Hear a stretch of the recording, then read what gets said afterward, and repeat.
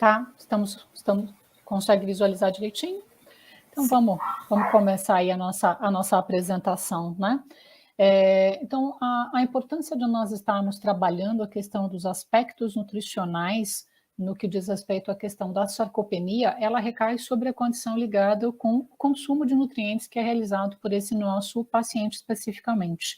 Então, eu formulei essa apresentação, elaborei essa apresentação, tentando trazer assim, quase que como um roteirinho de como é que o nutricionista trabalha com essa abordagem para chegar na prescrição nutricional, levando em consideração vários aspectos desse indivíduo.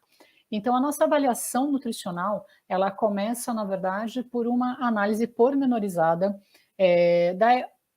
do que aconteceu em termos de alterações, ou o que está acontecendo em termos de alterações fisiológicas nesse organismo deste indivíduo, em função da fase da vida na qual ele se encontra, né? Analisando a sua composição corporal e verificando quais são essas mudanças que estiveram perpassando por todas essas fases, porque apesar de nós termos um indicativo do que acontece, por exemplo, acima dos 60 anos, nós sabemos que o histórico desse indivíduo conta muito sobre essa composição corporal. Né? Então, como que foi todo esse período ativo dele, desde a sua infância, a adolescência, a sua fase adulta, ele fez ou não fez exercício, ele teve ou não um quadro de obesidade, ele manteve um peso corporal, então, assim, é buscar realmente trazer esse histórico de vida desse nosso indivíduo, para poder fazer uma leitura de uma condição que está relacionada com a qualidade desse osso, com a condição de quantidade de massa isenta de gordura, de tecido adiposo e também da questão da água corporal total que ele apresenta. A presença ou ausência de patologias interfere diretamente nessa condição da composição corporal, principalmente se estiver associada com o uso de fármacos. Então, nós temos aí classes de fármacos que interferem na composição corporal e temos doenças também que interferem na composição corporal do indivíduo. O segundo passo dessa nossa avaliação nutricional é analisar a questão do consumo alimentar. Todos vocês devem já ter ouvido falar sobre o recordatório de 24 horas, que é questionar o que esse indivíduo comeu nas últimas 24 horas, e todos os pontos, vamos dizer assim, positivos e negativos disso, pensando de ser diatípico ou atípico desse nosso indivíduo. Então, o correto, ou o que eu considero como sendo o mais interessante para te trazer uma maior riqueza de dados dentro dessa análise da avaliação nutricional, é, mais uma vez, trazer o histórico dele. Né? Então, assim, como que é a sua alimentação habitual, o que você está acostumado a consumir no seu dia a dia, tanto nos seus dias típicos como nos seus dias atípicos, e como é essa sua história de nutrição. Você foi uma pessoa que já fez algum tipo de dieta restritiva, já aderiu a algum modismo alimentar, você já teve algum tipo de restrição alimentar por um período mais importante, né? O que a gente quer saber com essa investigação, vamos dizer assim, né? Como que ele transitou sobre o ponto de vista de consumo de energia, sobre o consumo dos macronutrientes, sobre o consumo dos micronutrientes, hoje com uma valorização super grande de análise dos compostos bioativos que estiveram presentes na alimentação desse indivíduo e também o histórico de suplementação dele. Então, quando eu faço essa análise ligada com as alterações fisiológicas, composição corporal, presença, ausência de doença, mais a questão do consumo alimentar, eu já consigo começar a mapear esse meu indivíduo sob o ponto de vista do que está acontecendo com ele, para poder, então, tentar trabalhar a questão das intervenções nutricionais. Em se tratando do idoso especificamente, eu gosto bastante desse quadro, porque eu acho que ele resume de uma forma muito interessante as alterações que podem acontecer no consumo alimentar do idoso, e ela divide isso em 3 momentos, né? Quer seja por dificuldade de obter o alimento, quer seja por dificuldade de consumir esse alimento, ou quer seja por uma dificuldade de digerir e absorver, na verdade, os nutrientes que estão vindo com esta alimentação. E todas elas vão impactar de alguma forma, em maior ou menor extensão, num quadro de má nutrição. Então, dependendo o quanto isso interfere no consumo alimentar dele, eu posso ter ali um quadro de má nutrição em função desses estágios para a obtenção ou para o consumo desse alimento especificamente, né? O que nos chama sempre atenção ou nos esperta, vamos dizer assim, um sinal de alerta, sob o ponto de vista de que eu posso estar cursando com déficit nutricional. Quando a quantidade de alimentos é muito pequena, quando a qualidade da alimentação não está adequada e quando a variedade é muito pobre, vamos dizer assim. Eu gosto dessa ilustração, ela é uma ilustração bonita, porque ela dá uma noção para a gente, do seu ponto de vista, de como é que tem que ser um hábito alimentar saudável. Ou seja, eu tenho uma quantidade, eu tenho qualidade, eu tenho variedade muito bem expressos através dessa imagem, e eu tenho que olhar com um olhar muito atento para o indivíduo que pode ter alguma alteração nesse sentido especificamente. Nós vamos ter aí na semana que vem a possibilidade de trabalhar um estudo de caso e vocês vão entender direitinho como que a gente faz esse olhar, como é que a gente faz esse cálculo e o que muitas vezes a alimentação desse indivíduo pode trazer já de informação que está relacionada com a doença especificamente que ele trouxe, né?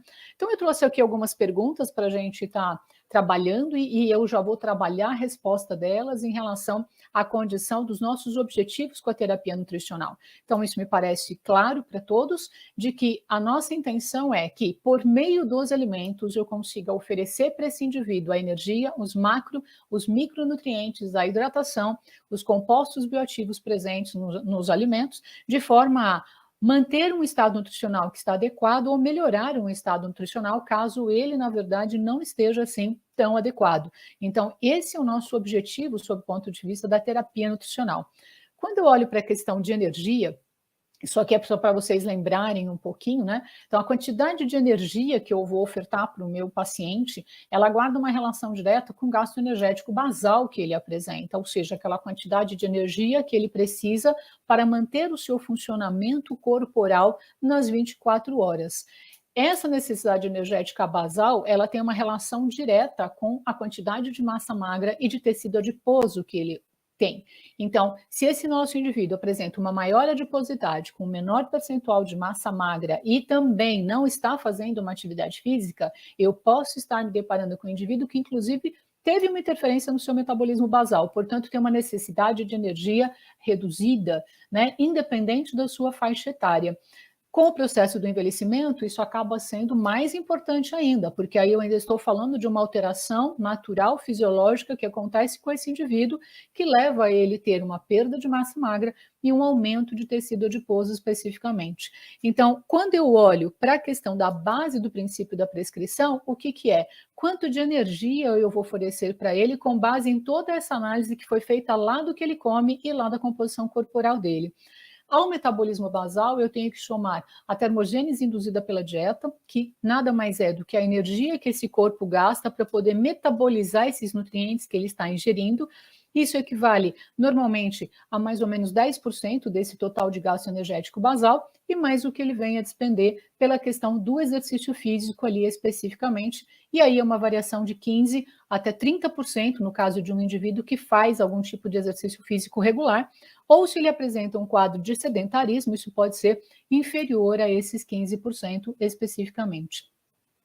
Então, quando eu olho para essa necessidade energética, eu tenho duas formas de chegar a isso. Eu tenho as chamadas fórmulas de bolso, e aqui eu apresento para vocês duas delas, que colocam, na verdade, dentro dessa diretriz, que está relacionada com a questão da saúde do idoso, onde ele trabalha mais ou menos de 30 a 35 quilocalorias por quilo de peso corporal por dia, e fazendo uma ressalva, com a necessidade da individualização disso por uma condição ligada a quanto de exercício que ele faz e se ele tem alguma doença metabólica que aumenta, na verdade, essa necessidade de energia especificamente. E se esse nosso paciente estiver desnutrido ou se ele estiver num risco nutricional, então esse intervalo seria de 32 até 38 quilocalorias por quilo de peso.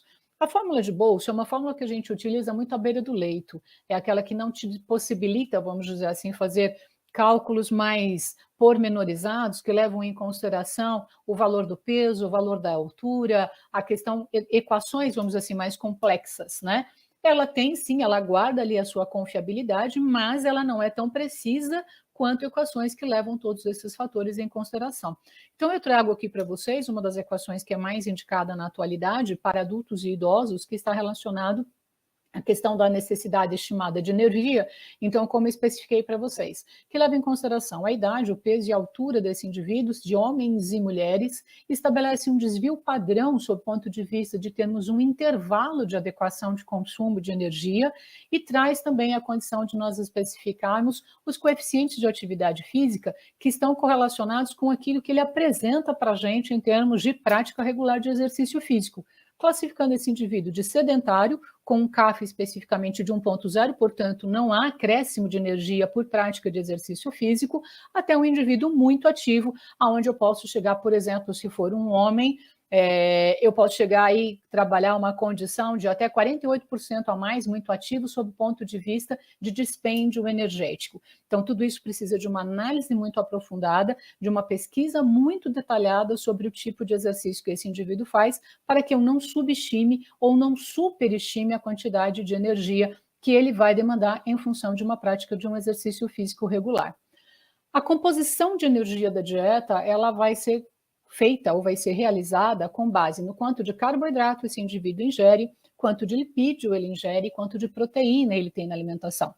Então, nós temos faixas percentuais de adequação para consumo de cada um desses macronutrientes e que nós vamos ter que ajustar de acordo, principalmente, com uma condição que está relacionada com os exames laboratoriais do nosso indivíduo, de acordo com o peso corporal desse nosso indivíduo e, portanto, a adequação desse peso corporal e também com a relação que está relacionada à questão de medicamentos que ele pode estar utilizando especificamente. Eu vou trabalhar cada um desses macronutrientes com vocês para vocês entenderem um pouco melhor. Então, quando nós estamos falando de carboidratos, eu fiz questão de fazer essa projeção, para quem não jantou, fica um convite aí, fica com fome, inclusive, né? Então, assim, para mostrar para vocês que nós temos um universo gigante de carboidratos que podem ser escolhidos para compor a alimentação do nosso paciente, são alimentos benéficos para a saúde, são alimentos que precisam estar na dieta do nosso paciente. E se vocês observarem com atenção, os açúcares e doces não estão neste grupo de carboidratos que aqui estão exemplificados. Então, quando nós começamos a usar só o nome carboidrato, por vezes nós estamos sendo um pouco injustos com relação a utilizar um contexto do açúcar e doce, colocando todo o carboidrato dentro de um prejuízo que eu tenho da alimentação. E isso pode trazer prejuízos para a saúde do nosso indivíduo. Então, quando eu olho para os carboidratos, eu tenho que lembrar que eu tenho os disponíveis e os não disponíveis. Os disponíveis agregando essa condição de energia, da importância dele para a saúde do indivíduo, principalmente a nível do sistema nervoso central, e o não disponível com a saúde de microbiota intestinal, que são aqueles que não são digeridos, mas que são, na verdade, substratos energéticos para todos os lactobacilos, para toda a microbiota, vamos dizer assim, trabalhando a condição da produção, inclusive, de ácido graxo de cadeia curta e a importância dessa microbiota intestinal saudável para que a gente consiga ter, então, uma absorção correta desses nutrientes. Esse quadro é um quadro muito interessante que ele mostra por classificação química dos carboidratos, como eles podem estar intervindo na saúde do nosso indivíduo, quer seja, do ponto de vista do fornecimento de energia, trabalhando saciedade, o quanto eles impactam, quanto que eles impactam sob o ponto de vista de resposta glicêmica, redução do colesterol, aumento na absorção do cálcio, a questão que está relacionada à produção dos ácidos graxos de cadeia curta, a questão que está relacionada com o papel dele, portanto, como prebiótico também, né? E uma condição que está relacionada, inclusive, com a parte de imunidade. Então, a importância do carboidrato na alimentação do indivíduo e dentro daquele percentual que foi ali descrito, de 45% até 60% do total da energia desse nosso indivíduo especificamente. Os açúcares, eles teriam que estar na ordem de menos de 5% da quantidade de energia total da alimentação. Então, olha a diferença que eu tenho entre os carboidratos que aqui foram exemplificados e da sacarose especificamente. Ou seja, há uma recomendação muito reduzida desse tipo de componente na dieta da população de uma forma geral. Quando nós falamos sobre a questão das proteínas, a imagem aqui é para demonstrar que nós temos dois tipos de proteína. Nós temos as chamadas proteínas de alto valor biológico, presentes principalmente nos alimentos de origem animal, e as proteínas de baixo valor biológico, presentes principalmente nos alimentos de origem vegetal. E aí isso vale uma discussão interessante, né? Porque eu posso ter, num primeiro momento, uma mescla entre ambas, ou seja, tenho que ter mais ou menos 60% de proteínas de alto valor biológico, 40% de proteínas de baixo valor biológico. Porém, se eu estou me deparando com um indivíduo vegetariano, vegano, flexitariano, aonde eu tenho, na verdade, percentuais diferentes de participação dessa proteína animal, eu vou ter que usar uma proteína vegetal de forma a ofertar todos os aminoácidos essenciais. Quando eu falo do idoso especificamente, eu tenho uma necessidade proteica maior. Nós nem trabalhamos muito com porcentagem de recomendação em relação ao total de energia da dieta, mas sim com uma gramagem de proteína por quilo de peso corporal, de forma que esse indivíduo consiga utilizar essa proteína em benefício dessa sua massa muscular especificamente, tentando superar, tentando, na verdade, driblar, vamos dizer assim, todas essas alterações fisiológicas que acontecem em relação à síntese proteica, em relação à perda da massa muscular, que estão envolvidas com a questão natural do processo de envelhecimento do nosso indivíduo.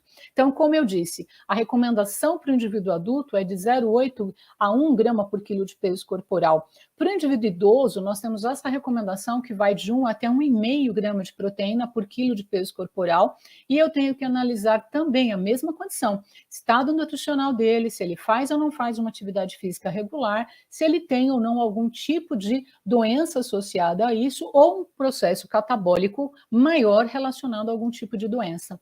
Neste quadro, eu tento trazer para vocês a recomendação de proteína de acordo com algumas diretrizes que nós temos na área do exercício físico, vamos dizer assim.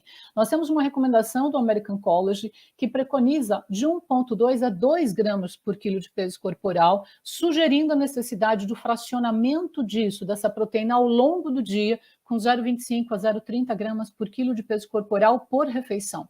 De acordo com o estudo ProtAge, nós vamos ter aí para idosos saudáveis uma recomendação de 1 a 1,2, fazendo uma distribuição de 25 a 30 gramas de proteína por refeição, distribuídas normalmente em 4 refeições ao dia, né?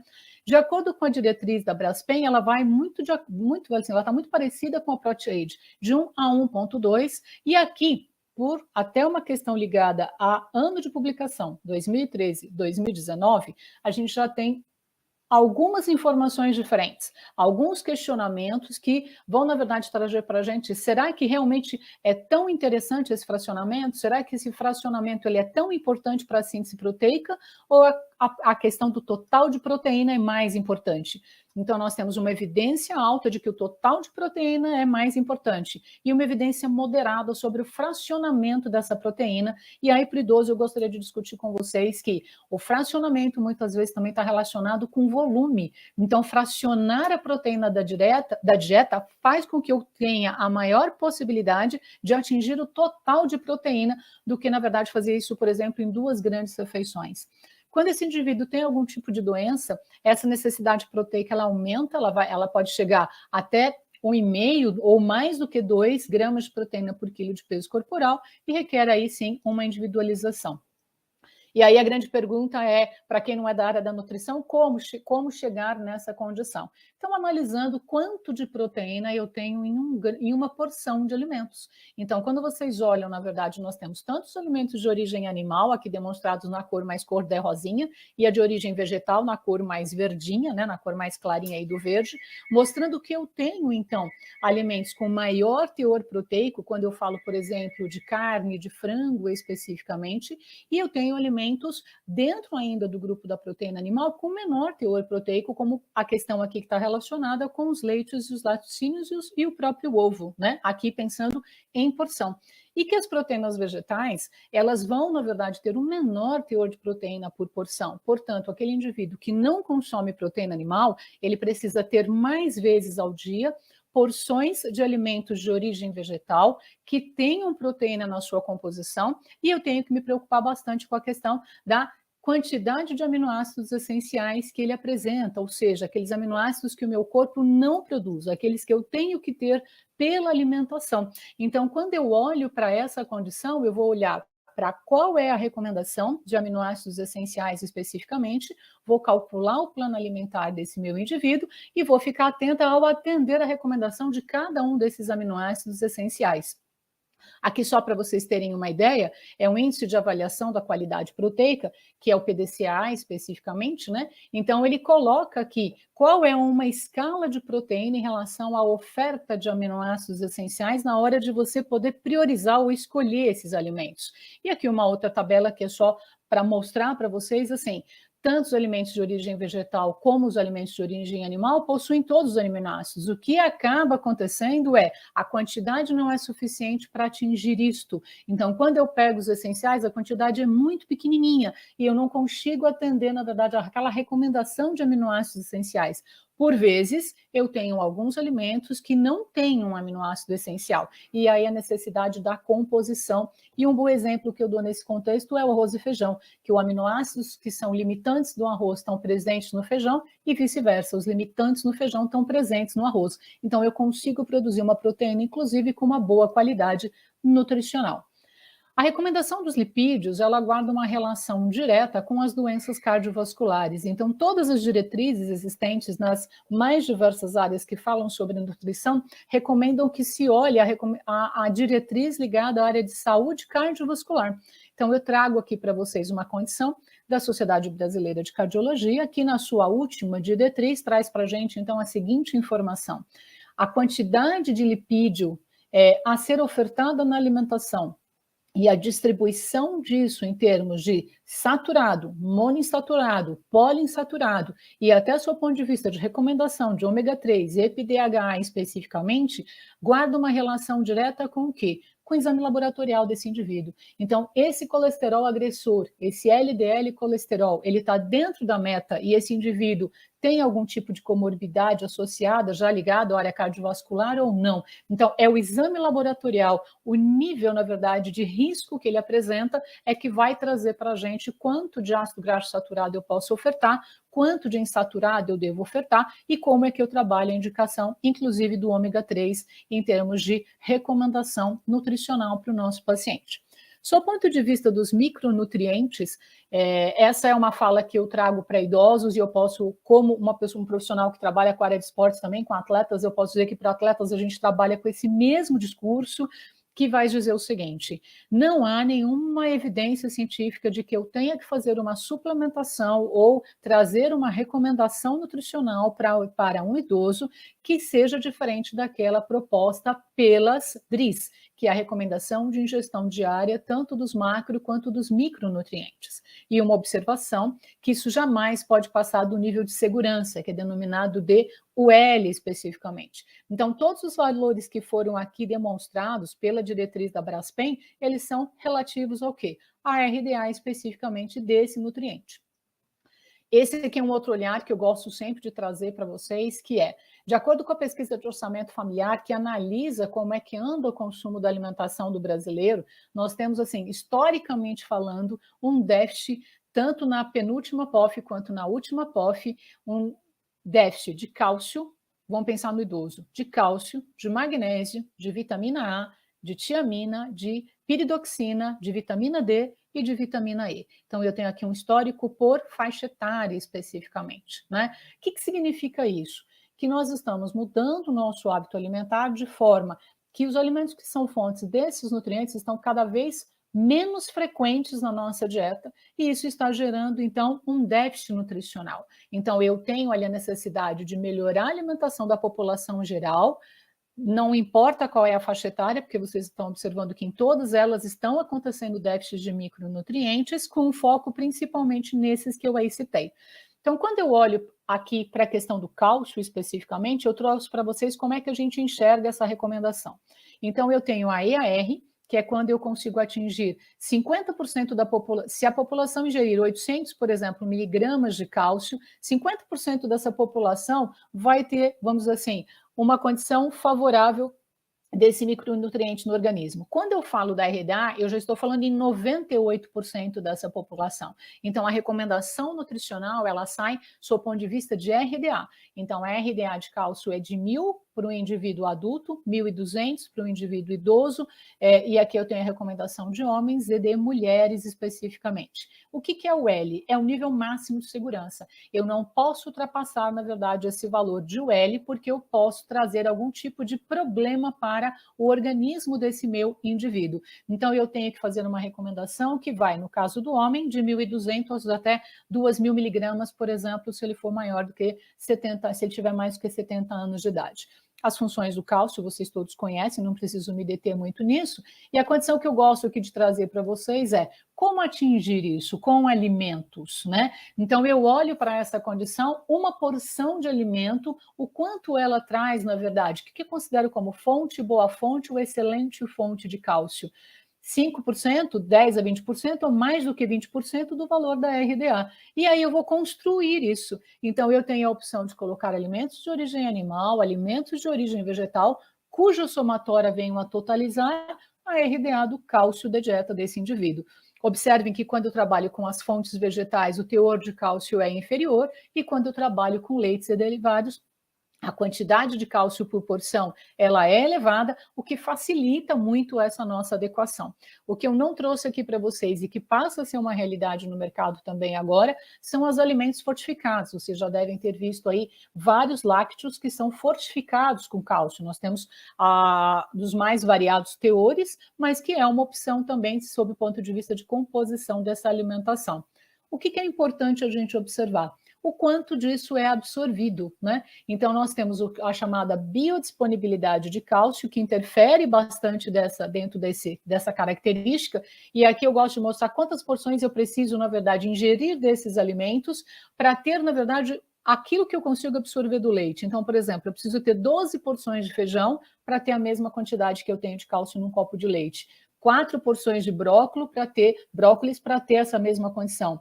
O espinafre é cuja biodisponibilidade é muito ruim, ele é um alimento que a gente realmente precisa olhar com muito carinho com ele, depois a gente pode até falar sobre isso, mas o quanto que eu preciso ingerir em termos de porções, a porção tem 90 gramas, então um caminhão de espinafre, vamos dizer assim, brincando, né, para ter o equivalente, na verdade, a um copo de leite, né? Então, a gente precisa olhar também para essa questão que está relacionada com a biodisponibilidade do alimento.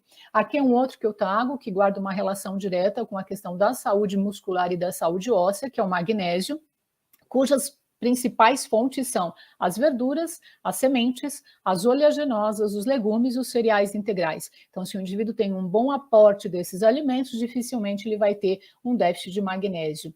A vitamina D é uma que a gente precisa olhar com bastante carinho, porque ela, sob o ponto de vista nutricional, é muito difícil atingir a recomendação de vitamina D.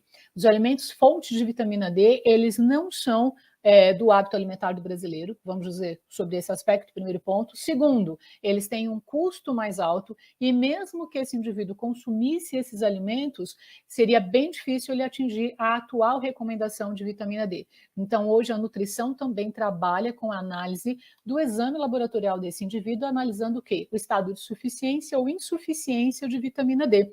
E a recomendação de suplementação da vitamina D, toda vez que ele tiver um quadro de insuficiência. Eu vou voltar um pouquinho aqui só para fazer uma observação para vocês, que assim, a nutrição, ela tem um limite para a prescrição de vitamina D. Nós podemos prescrever no máximo 4.000 unidades internacionais ao dia de vitamina D. Mais do que isso, a nutrição não pode prescrever, porque ultrapassa o valor da UL. Então, ele passa a ser um fármaco e aí tem a necessidade de prescrição do médico especificamente, né? Aqui é a mesma coisa para a vitamina K. A vitamina K, os óleos vegetais são as nossas maiores fontes, principalmente óleo de soja e óleo de canola. E verduras, aqui eu trouxe alguns exemplos que têm maior quantidade de vitamina K na composição, como o couve, o brócolis e o repolho especificamente. Vitamina C. A vitamina C ela é importante, é uma vitamina que está relacionada com a imunidade, ela tem uma ligação direta também com a questão do colágeno especificamente. Estamos num país tropical, e temos uma diversidade gigante aí de legumes, de verduras e de frutas. Aqui nós temos o valor da RDA, dessa vitamina C, né? E como é fácil, na verdade, atingir isso a partir das nossas frutas, né? Então, se eu tenho, por exemplo, aqui para as mulheres, 75 miligramas de vitamina C como recomendação, se ela consumir uma laranja, ela já teve de 73, por um exemplo, né? E aí, se eu vejo a recomendação de frutas ao dia, que é da ordem de 3 porções ao dia, o como é simples atingir essa recomendação de vitamina C. Então, estimulando o consumo de frutas, tendo aí um componente cítrico na sua composição. A B12 eu trago justamente por aquela condição da proteína que eu falei para vocês, lembrando que a B12, ela tem como fonte exclusiva os alimentos de origem animal. Então, na impossibilidade do consumo de alimentos de origem animal, eu tenho que olhar com um carinho se esse indivíduo não vai gerar algum tipo de déficit de B12 especificamente, né?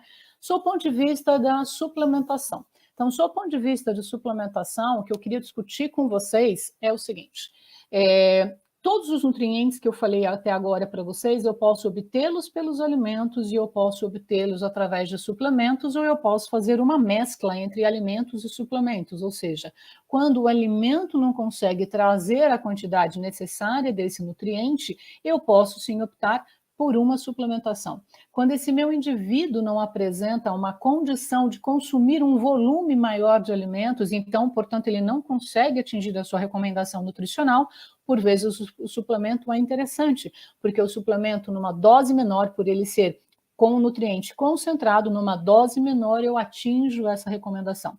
E aí a gente começa a discutir, então, a condição dos suplementos. Que suplementos que a gente poderia estar indicando que estariam trabalhando essa condição, então, ligada principalmente com a massa muscular desse nosso indivíduo. A questão do colágeno.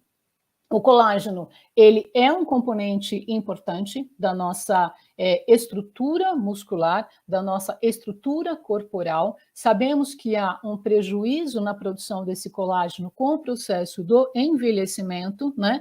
E os estudos estão nos mostrando benefícios, potenciais benefícios terapêuticos, tanto para a saúde articular como para a saúde muscular, quando, na verdade, você faz a suplementação com o colágeno hidrolisado, especificamente falando aqui com os peptídeos bioativos de colágeno.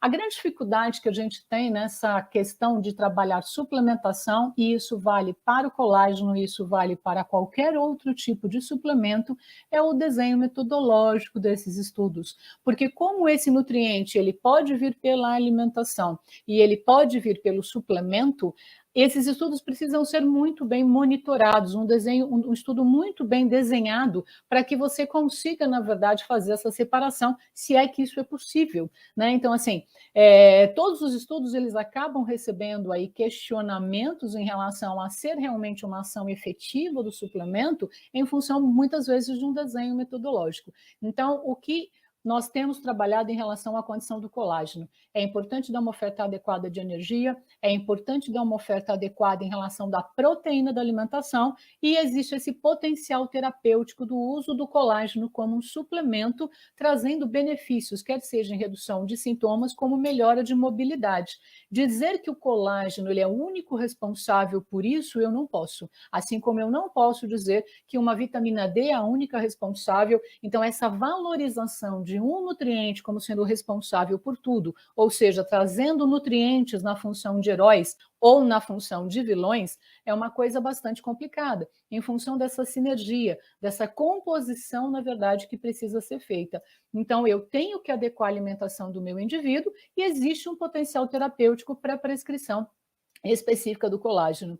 Outros suplementos, na verdade, que estão sendo trabalhados, eu citei ali um deles, eu acabei esquecendo de falar lá atrás, por exemplo, a leucina. A leucina, por exemplo, é um outro aminoácido que por um período estava sem, ela tem ali uma ação importante relacionada como substrato para a síntese proteica, né? A necessidade ou a sugestão da suplementação dela já teve um bom ápice, agora já se começa a questionar se realmente é necessária essa suplementação ou não. Existem alguns estudos que mostram alguns benefícios em relação à sarcopenia. Então, o que nós temos que fazer? Garantir uma alimentação balanceada para esse nosso indivíduo, com todos os nutrientes que ele precisa. E se esse suplemento ele vem e ele agrega, ele traz algum tipo de benefício em termos de qualidade de vida do nosso paciente e não traz riscos para ele, isso precisa ser pensado com carinho sob o ponto de vista da sua suplementação, porque o nosso objetivo é esse, é entregar, na verdade, também uma melhor qualidade de vida para o nosso indivíduo e tudo que puder ajudar,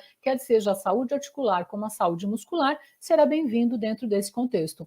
Um outro ponto que eu acho importante, serve para qualquer suplemento ligado à área de proteína, a necessidade da manutenção da prática de um exercício físico. Então, todos os trabalhos fizem muito bem isso. Na presença de um estímulo a esse músculo, na presença do exercício físico. Então, todos os aspectos precisam ser observados para que a gente possa, então, fazer essa análise. Vamos pensar sobre esse aspecto, sobre o benefício de prescrever ou não prescrever determinado suplemento. E o colágeno está dentro dessa gama de suplementos que pode ser utilizado em relação a essa condição que eu disse de referência de redução de sintomatologias e a questão relacionada com uma melhor mobilidade do nosso indivíduo. Depois podemos discutir essa questão.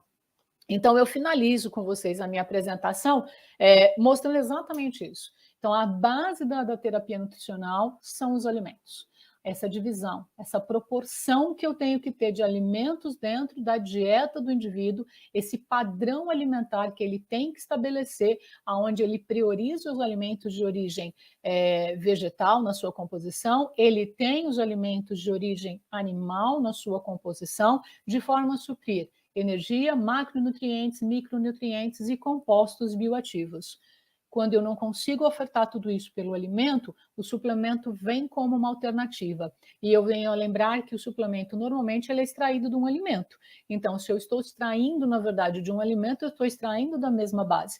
Então, eu vou suplementar toda vez que esse meu indivíduo não conseguir atingir isso pela nutrição. Quer seja porque ele não consegue comer um volume de alimentos adequado, quer seja porque a necessidade daquele nutriente dele aumentou muito e eu preciso usar, então, um suplemento para atingir essa condição, essa necessidade nutricional que ele vem apresentar nesse momento. Agradeço bastante a atenção de vocês e, no final, estou aí aberto para a gente poder responder a questionamentos de vocês.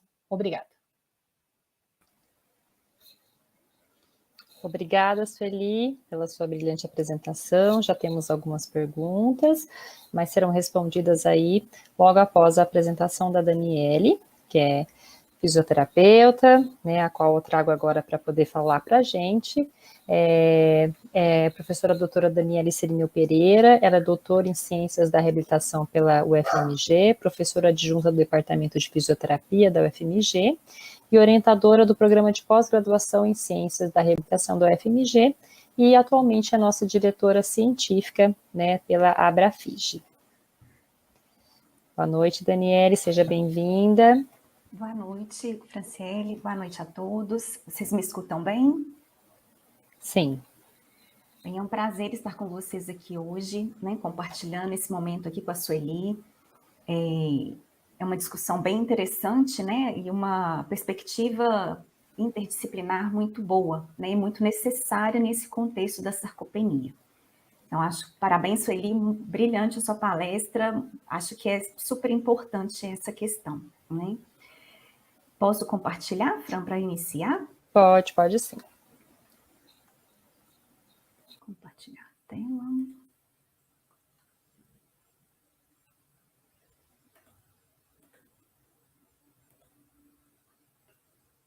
Está aparecendo?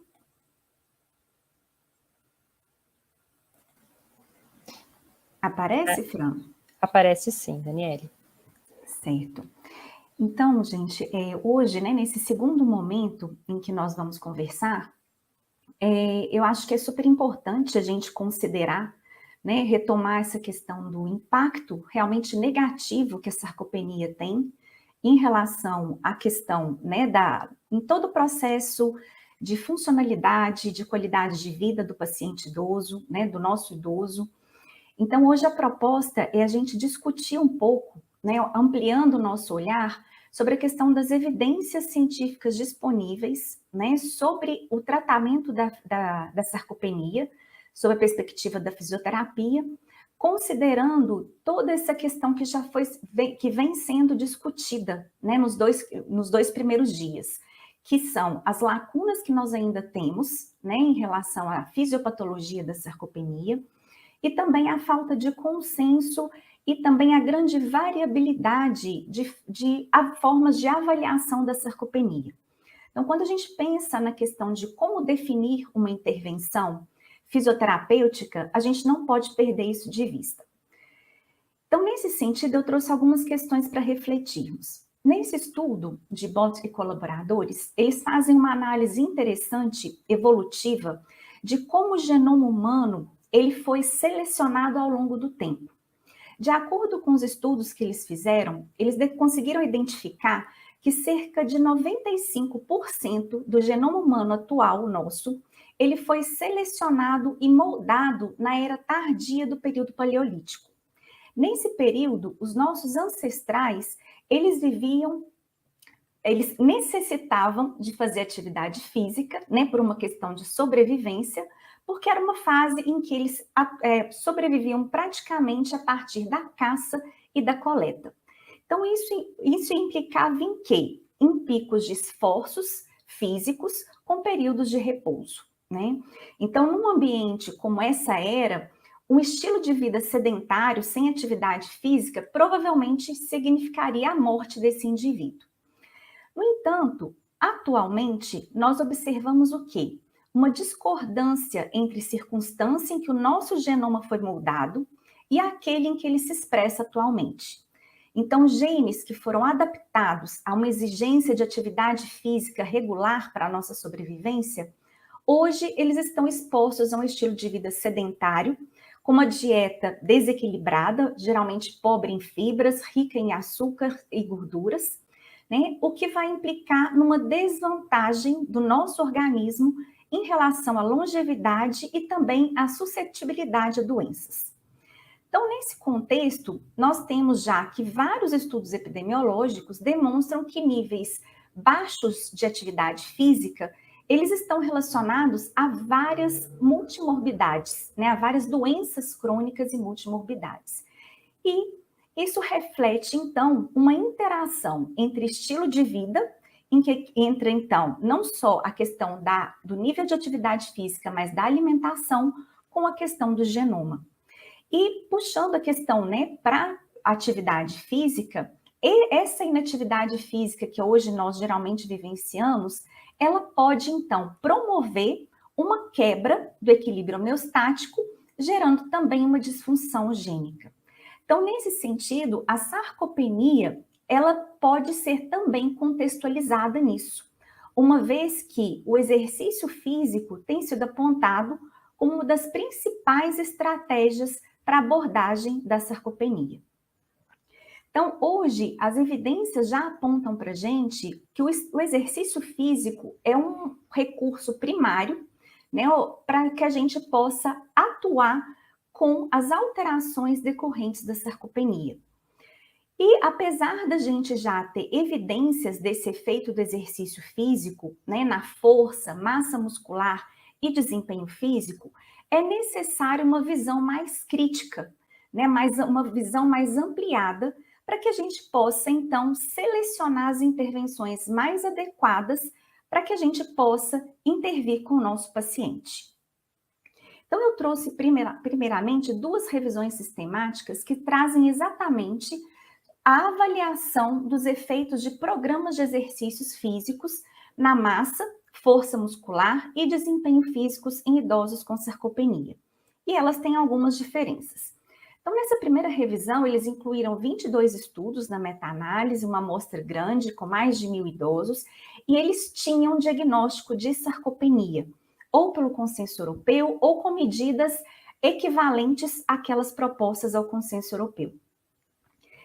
Eles avaliaram, então, os 3 desfechos de força, massa muscular e função física, de acordo com o consenso, e eles, dentro dos estudos incluídos, várias modalidades de exercício foram analisadas, como treinamento resistido, exercício aeróbico, treinamento de vibração de corpo inteiro, treinamento combinado, e além dessa variabilidade nas modalidades de exercício, nós também observamos uma grande variabilidade, diversidade nos parâmetros de prescrição desse exercício. E aqui a meta-análise traz para a gente, então, que em relação ao efeito do exercício na força muscular, seja avaliada pela força de preensão palmar ou pelo teste de sentar e levantar da cadeira, que houve um efeito positivo do exercício, né, em relação aos grupos controle ou que foram considerados como lista de espera. Então, houve um efeito positivo do exercício sobre essas duas variáveis. Em relação à força de preensão palmar, interessante foi que esses autores eles fizeram uma análise de subgrupos e separaram, então, aqueles estudos que analisaram o treinamento resistido isoladamente e que fizeram a análise em conjunto do treinamento resistido e treinamento aeróbico. E o que eles observaram? Que, independente da modalidade, houve um efeito positivo também do exercício na força de preensão palmar, aumentando essa medida. Por outro lado, em relação à massa muscular, não foi observado efeito positivo do exercício, seja para aqueles, independente da medida, seja pela massa muscular apendicular ou pelo índice de massa muscular. Então, aqui nós não obtivemos benefícios do exercício em relação à massa. Já em relação ao desempenho físico, também observamos efeitos positivos do exercício, tanto no timer up and go quanto na velocidade da marcha, né? Isso considerando todas as modalidades de exercício que foram incluídas no estudo. E só que dentro dessa revisão é importante a gente fazer algumas considerações. A conclusão desse estudo é que programas de exercícios físicos, eles têm o potencial para aumentar a força muscular e a função física em idosos com o diagnóstico de sarcopenia. No entanto, é interessante a gente considerar que esse diagnóstico, diante da variabilidade dos estudos incluídos, foram utilizados vários critérios e diferentes instrumentos de avaliação. Além dessa diversidade, houve uma grande variação dos parâmetros do exercício, frequência, duração, tipo, né? Então, isso conferiu uma grande heterogeneidade nas análises. Então, a nossa inferência, né, a conclusão real desses resultados, ela tem que ser feita de uma forma parcimoniosa, especialmente em relação ao efeito do exercício na massa muscular. Um outro ponto também é que essa revisão, um ponto negativo, é que essa revisão incluiu também estudos quase experimentais, ou seja, os resultados, eles vêm com uma fonte de viés. Já uma revisão mais recente, agora de 2020, além de ter o objetivo de determinar os efeitos do exercício nas mesmas variáveis, força, massa muscular e desempenho físico, eles também investigaram os fatores moderadores que poderiam influenciar os efeitos da intervenção. Então, aqui nessa revisão, os autores já foram mais rigorosos e eles incluíram apenas ensaios clínicos na revisão. Também foi uma amostra considerável de quase 1.000 idosos. Eles avaliaram vários desfechos dentro da composição corporal. Então, além da massa e do índice de massa muscular, eles avaliaram a massa magra e gordura corporal especificamente. Incluíram outros desfechos para a força muscular e mantiveram como desempenho físico, velocidade de marcha e o timer up and go.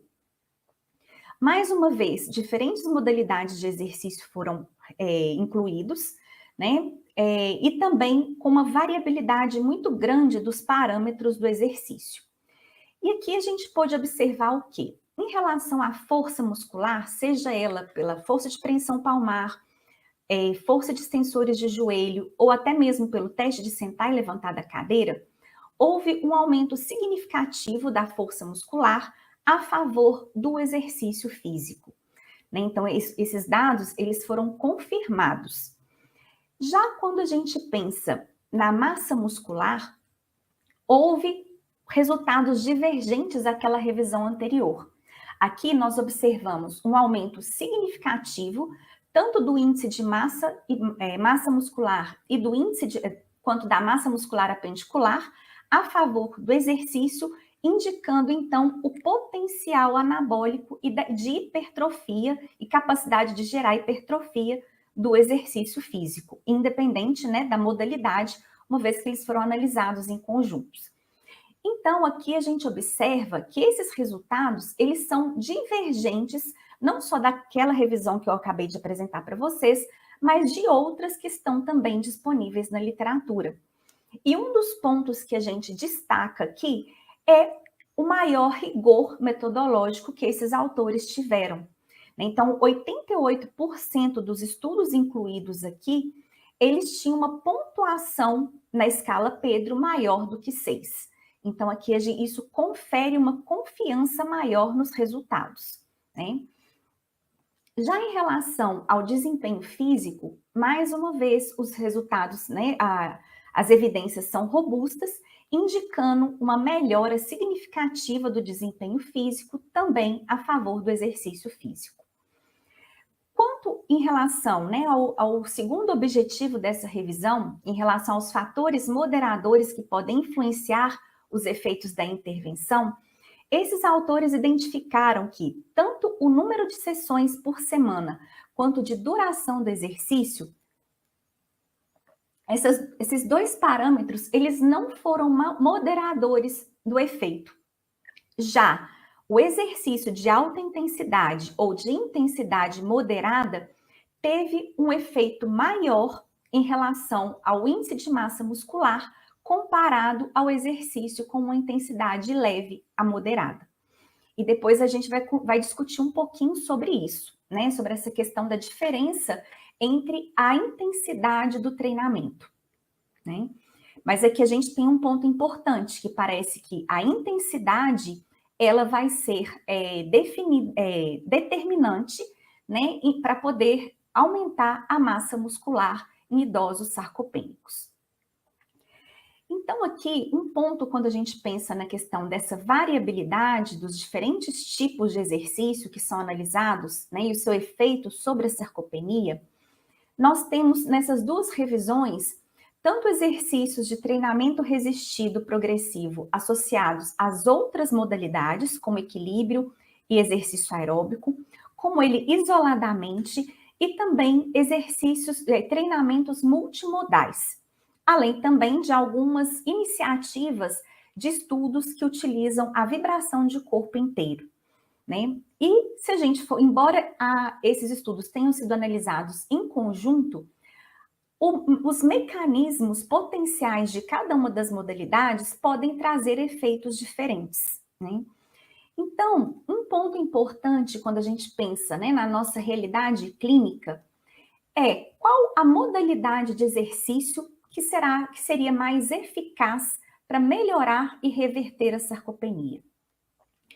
Então, pensando na questão do treinamento resistido progressivo, essa tem sido a modalidade de exercício que tem evidências mais robustas, né, de que ela é uma estratégia efetiva para promover hipertrofia muscular, ganho de força, potência e também melhorar o desempenho físico dos idosos. Então, a grande maioria